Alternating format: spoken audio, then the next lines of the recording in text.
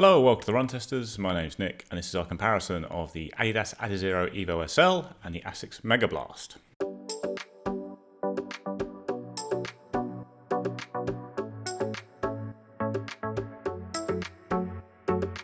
The Megablast and the Adidas Evo SL are two of the best shoes that have been released this year, in our opinion. They might well be the two very best shoes available this year, and while they have plenty of differences, I think it's worth comparing them to draw out those differences and see which might be the better option for you. They come in at very different prices though, with the Adidas being a much cheaper shoe at £130 or $150.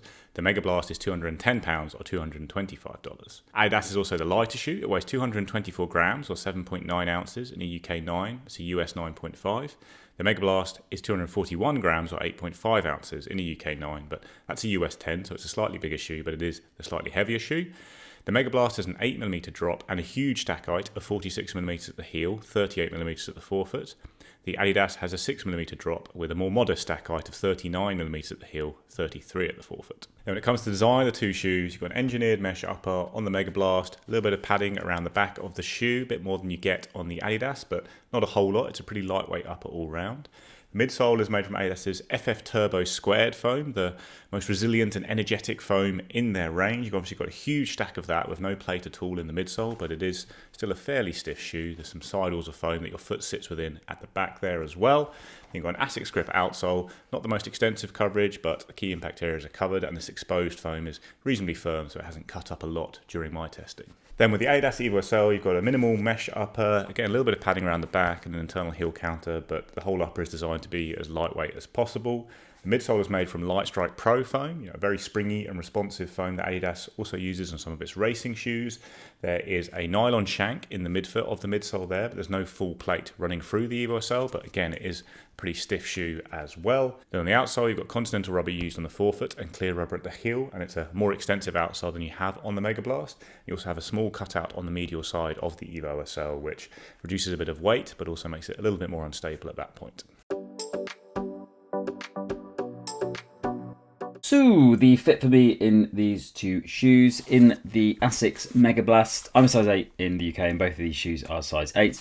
The Megablast, plenty of room in the forefoot, probably a little bit more than I'd normally expect in a shoe in my size, but not loads, not to the point where I'd change the size of the shoe. Plenty of space around the forefoot, and the midfoot has a nice comfortable fit as well. There's plenty of padding around the back as well. There's this nice balance in the Megablast, much like the Superblast, where even though it's a shoe really designed for performance, it's got a lot of elements that feel more like a cushioned, comfortable shoe, which really adds to that versatility and comfort without making it too heavy or having an impact on the ride of the shoe.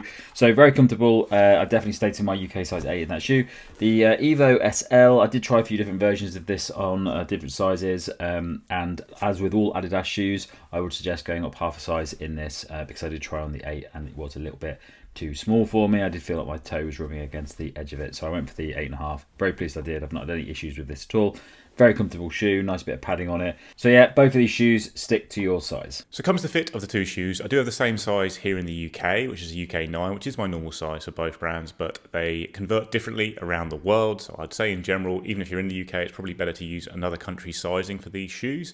The Megablast is a US 10, whereas the Adidas is a US 9.5. So it is a little bit tighter around the toes when I'm looking at the two shoes here, but I would say that both of them are true to size. I think if you stick to your normal size around the world, you probably will get a good fit with both of them. I found them both pretty comfortable. There has been a fair few complaints in the comments section about the Evo SL's upper and the tongue moving around, but hasn't really been a problem for me. It might be because I've got a very narrow foot and I find it easy to get into place. No concerns at all really with the Megablast. They're both uppers that I'd say are pretty comfortable, but geared towards being lightweight and speedy, so they do work very well for daily training and faster runs, but they're not quite as plushly padded as uppers on more cushioned shoes. On to the run test. I've done a lot of running in both of these shoes because I'm a big fan of both of them. I've run 160 kilometers in the Megablast over the past few weeks since we had it in, and throughout the year I've run about 170k in the Adidas Evo SL as a shoe I keep going back to when we're not testing new stuff because I like it so much. With both shoes, I've done pretty much every kind of run there is. They're really versatile shoes, and I've done everything from very easy runs, recovery runs, to tempo runs, track sessions, daily training progression runs from easy to steady paces, just everything really, and long runs as well. And both of them have pretty much always come up trumps, but they certainly excel in slightly different areas, I would say. So the Evo SL is the lighter, leaner and faster of the two shoes. It's a bit smoother off the heel and purposeful off the forefoot with that sharp rocker. The little nylon shank might help with that as well, but you do get a very fast forward transition and a really lively ride from that Lightstrike Pro midsole foam. It does give you a little bit of squish and response, and it's the better of the two shoes if you're going to go and do things like track workouts or really aggressive tempo runs, maybe race something like a 5k. I think it does have the edge on the Megablast, just the fact it is smaller and it has that faster transition. The drawbacks of its design compared to the Megablast are that it is less cushioned and less stable. Like that little medial cutout you have on the Evo SL and the soft foam with quite a narrow base just means it does have a little bit of inward rolling, and if you're looking at kind of long, relaxed runs, that's not necessarily a feature you'd want in a shoe. Like, I haven't really found it to be a problem for myself when I'm running at easy paces in the shoe, but right now, if you ask me which shoe would you rather go and do an easy 30k in, I would say the Megablast, because you're getting that extra support and stability for sure. And throughout my testing, I found the Megablast really stable and really easy to cruise around in. Like, the foam in the midsole for me isn't really squishy soft. Like, it does have a bit of give to it, and it does bounce back. It certainly bounces back very dramatically. It's got a lot of energy return, but I didn't find that I was squishing in so far that I began to wobble or anything like that. It did have a good resilient feel to me at easy paces, and with the wide base, I found it very comfortable to run in at easy paces. Like, no concerns at all, like no worries about stability. With the Evo SL, even though I do like it at easy paces, sometimes I'm thinking, is this the best shoe to use for this? Megablast, no doubts about it at all. You can walk out the door and run your easy runs in it for sure. And it is a lively and fast shoe as well. It doesn't have the rapid turnover of the Evo SL. If you're going to go and do short reps, it can feel a bit bigger and blockier for sure. But when I did a 15-mile kind of fairly low intensity tempo run, I guess it would be, it just felt fantastic. It really keeps returning the energy. It's light enough that you can turn your feet over very comfortably and has a lot of bounce. It just performs really well at fast paces if you can get over the kind of the size of it. The Adidas feels like a faster shoe, and I do think it is a faster shoe, but the Megablast does really perform well at those fast paces as well. I'd say both of them are also really lightweight shoes, and they're both proving pretty durable for me as well. Like, I've done over 100 miles in both shoes, but nothing on the Megablast really in terms of damaging that outsole or losing any of the bounce in the midsole. And maybe that's not so surprising because it's a really big stack shoe. Asics has a record of making similar shoes like the Superblast that are very durable, but the Evo SL is a lower stack shoe with a super foam in there and what looks like a fairly thin layer of rubber, but again, put nothing on that yet. I haven't really damaged the outsole. The midsole feels just as impressive, so I do think it's also going to be really, really durable, and that's a big plus point to both shoes, but even more so in the case of the Evo SL because it is the much cheaper shoe. Did do a run in both shoes at the same time just this morning, and my first thought was, well, both of these feel so good. They really do. Like, I was just coming back from walking my kid to nursery in like another pair of running shoes, and I jogged a bit on the way back, and then these two shoes just feel so much more lively and energetic than a lot of the other shoes we've tested this year. Definitely feel the extra size and width of the Megablast. It's providing that stability, but still has a nice light and lively feel to it. But the Evo SL has that more aggressive forward rolling, the faster feel to it for sure, but you are rolling a little bit inwards on that medial spot. You do notice the relative lack of support on the inside of the shoe, but you do get a very fast transition and an easy and fast paces. Both shoes just felt really fantastic. It's just quite different approaches in terms of size and width, and the geometry in terms of how fast they rock you forward, because the Megablast is less about throwing you forward, I think, and more about providing a big amount of bounce. You don't get pushed onto and off your forefoot quite as quickly and dramatically as you do with the Evo SL. Okay, so two fantastic shoes, but two shoes that have one big difference between them, which is the price. So the Megablast is a really, really great shoe. And even probably even better than the Superblast and the Superblast 2 because it's a bit more versatile. But it is a very expensive shoe. The price is going up more, and you're spending a lot of money on the shoe, but you do get a fantastic shoe. The Evo SL, you're paying not a lot of money for this shoe in comparison to a lot of the shoes, but you are getting a really, really good shoe, and for the price, you're saving a ridiculous amount in comparison to the Megablast. So that's the biggest difference between these two shoes. So I'll ignore the price for the moment. I'll talk about that in the verdict. The Megablast is a really, really good shoe. It, like the Superblast, it is really comfortable. It can do long runs really nicely. It's got a really smooth ride to it.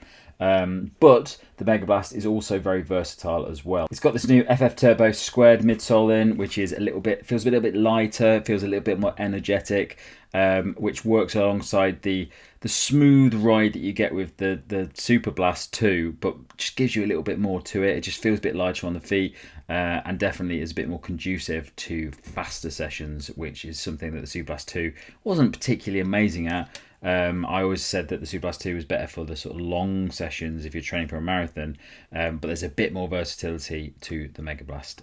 So it's definitely a shoe that can tick a lot of boxes. Also very good at easy runs as well. It does that sort of fun, bouncy, easy run that makes you enjoy it more, but it feels like you've got loads of cushioning in it, because there is a really big wedge of midsole foam in this for those easier sessions as well.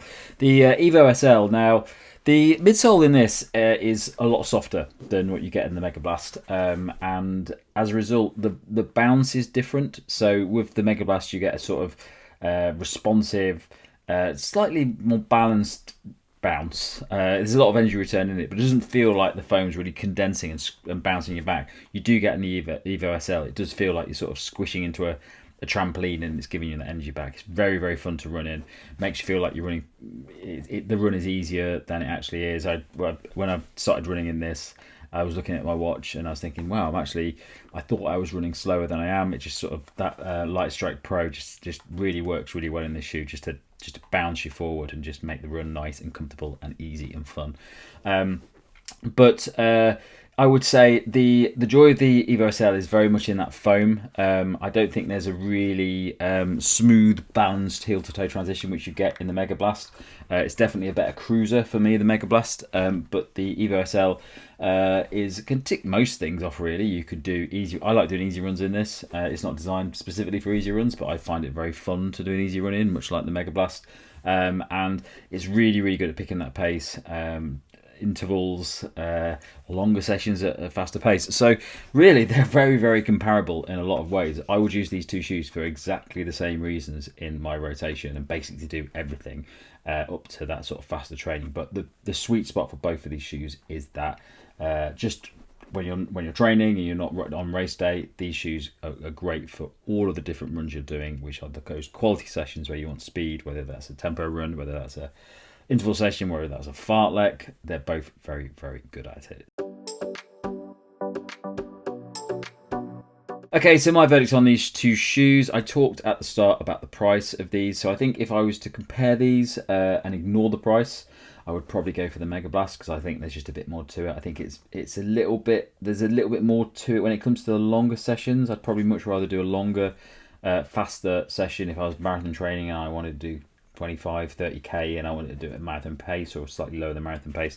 I think the Megablast is better. It's got that cruising power of the Superblast, which the Superblast did so well, but it's also got the versatility as well. You can pick up the pace in it. It's a bit lighter, so there's a lot more going for it. So I definitely go for the Megablast. However, there's very little in it, and if you actually compare these based on the price, the Evo SL is a far, far superior shoe pound for pound. The cost of this shoe is ridiculous for what you get from it. I was in London with a big half of the weekend, and I met so many people that love this shoe. It just seems to be the shoe everyone's going for at the moment, and for the price, it's really is a great shoe to get. So I think the Megablast is a better shoe, but I think for the price, you should probably go for the Evo SL, just because you're going to save a lot of money, and the difference in the training and the benefits you're going to get from it probably outweigh the additional cost of getting the Megablast. So it comes to verdict. As I said from the start, these are both excellent shoes that I've loved running in. We're going to come on to the price in a minute, but let's talk a bit more about performance first. I'd say maybe the Megablast is the slightly more well-rounded all-rounder of the two, if you're just looking for one shoe to do everything, because I think it is better at easy paces with the extra cushioning and support you have there, and obviously you do more easy running in the week than you do fast running, but how much better it is will really depend on you and how you feel about the Adidas for easy runs. Like, I do like running easy in the Adidas. I do like using it for kind of general daily training, easy to steady runs, and I don't really have a problem with its stability. So that gives it, that excellent range, as well as being, I think, the faster of the two shoes. If you're going to use it as a more dedicated speed shoe within a rotation. That said, when it comes to the fast stuff, like the Adidas is the leaner shoe, the faster shoe. I think that's better for things like interval workouts, longish reps. But if you are looking at marathon training where you're going to do maybe fast long runs or an hour's tempo sessions, that kind of thing, the Megablast, again, might give you a little bit more in terms of the bounce you have there, the support you have there, and protecting the legs really well as well in terms of bouncing back the next day and running again. So at all areas, there's lots of overlap between these two shoes. The Megablast does give you the extra stability, the extra support for the longer stuff. The Adidas gives you that little bit of extra speed and a slightly maybe more fun and lively ride, but both of them have excellent rides and both of them cover off a lot of runs. It will be a case more of how you feel about the relative lack of stability in the Adidas for those easy runs. So that's all performance stuff and kind of based around the idea that you might be looking at buying one of these shoes to do everything. If you're looking at putting one into rotation, I think the Adidas is the very clear option because it's the better speed day shoe, the better fast training shoe, and with the gap in the price you have here, you could also then go and buy yourself a pretty solid cushion shoe, I think, to pick up the easy and long stuff if you are worried about the stability of the Adidas Evo SL, because the gap in price is huge. You've got a £130 shoe and a £210 shoe, similarly big gap in the US, and there isn't a performance gap that big, that's for sure. The Adidas delivers in so many ways that it is worth picking up, and like I say, then if you are worried about that stability, you can pick up a pretty good cushion shoe in the sales for under £100, and then you've got a nice little 2-shoe rotation for more or less the same price as the Megablast. So yeah, I do think overall the Adidas Evo SL is the better buy. I think it's the shoe that I prefer as a speed-leaning all-rounder as well. The Megablast probably be the better one shoe to do everything for most runners though, I would say, and if you're not worried about the price at all and do just want one shoe for everything, it's probably the one I get. But I think in most real-world scenarios, the Adidas is probably going to be the better buy, giving you that extra money to then go and look at other shoes if you want to fill in any gaps that you think it has in its performance. And I suppose as a last note, I would say if you are blessed to have a lot of disposable income and would like to put a lot of it into running shoes, I'd pick up both of these and have just two fantastic shoes in a rotation that you can use for all kinds of different runs and have a great time in. But that's obviously not going to be the situation for everyone, but they are fantastic shoes and I loved running in both this year.